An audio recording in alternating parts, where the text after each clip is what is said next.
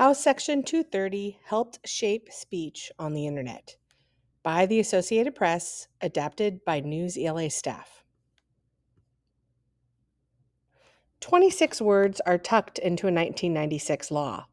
That law overhauled telecommunications and has allowed companies such as Facebook, Twitter, and Google to grow into giants. A case the U.S. Supreme Court heard on February 21st, 2003, Gonzalez v. Google, challenges this law. It asks whether tech companies are answerable for the material posted on their platforms.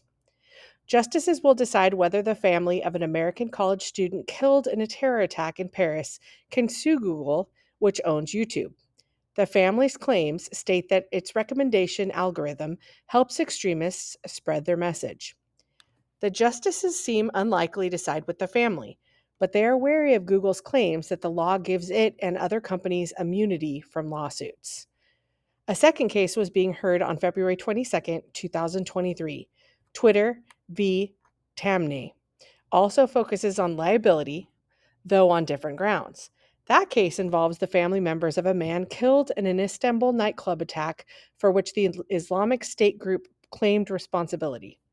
The family accuses Twitter, Facebook, and YouTube parent Google of helping the Islamic State group grow by recommending extremist content. The platforms argue that they can't be sued. They say they did not knowingly or in any important way assist in the attack. The outcomes of these cases could reshape the internet, but Section 230 won't be easily overturned. If it is, however, online speech could be drastically transformed. What is Section 230? If a news site falsely calls you a swindler, you can sue the publisher for libel. Libel is a false written statement that hurts someone's good name. But if someone posts that on Facebook, then you can't sue the company, just the person that posted it. Section 230 of the 1996 Communications Decency Act is the key condition. It states that no provider or user of an interactive computer service shall be treated as the publisher or speaker of any information provided by another information content provider. That legal phrase shields companies. They may host trillions of messages, but can't be sued by anyone who feels wronged by something else's posts. I'm going to pause on that for a minute. I'm going to reread that and think I might need to make a correction. They may host trillions of messages, but can't be sued by anyone who feels wronged by someone else's post. I'm going to go with that. It doesn't matter whether their complaint is true or not. Politicians on both sides of the aisle have argued that Twitter, Facebook, and other social media platforms have abused that protection. They say that platforms should lose their immunity, or at least they should have to earn it by satisfying government requirements. Section 230 also lets social platforms oversee their own services. They can remove posts that, for instance, are obscene or violate the service's own standards, so long as they act in good faith. Where did Section 230 come from?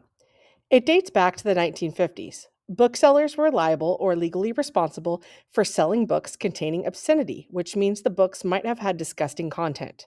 It is not protected by the First Amendment. One case made it to the Supreme Court, which held that it created a chilling effect to hold someone liable for someone else's content. That meant plaintiffs had to prove that booksellers knew they sold obscene books, said Jeff Kosseff. He's the author of The 26 Words That Created the Internet, a book about Section 230. A few decades later, the internet was taking off with services such as CompuServe and Prodigy. Both offered online forums, but CompuServe chose not to moderate its forums. Prodigy, seeking a family-friendly image, did. CompuServe was sued over that, and the case was dismissed. Prodigy, however, got in trouble. The judge ruled that they exercised editorial control, so you're more like a newspaper than a newsstand, Kosseff said. That didn't sit well with politicians, who worried that the outcome would discourage new internet companies from moderating at all, and Section 230 was born. Today, it protects both for user posts and also protects them from claims for moderating content, Kosseff said. What happens if Section 230 goes away? The primary thing we do on the internet is we talk to each other. It might be email, it might be social media, might be message boards, but we talk to each other. And a lot of those conversations are enabled by Section 230, said Eric Goldman, a professor at Santa Clara University in California, specializing in internet law.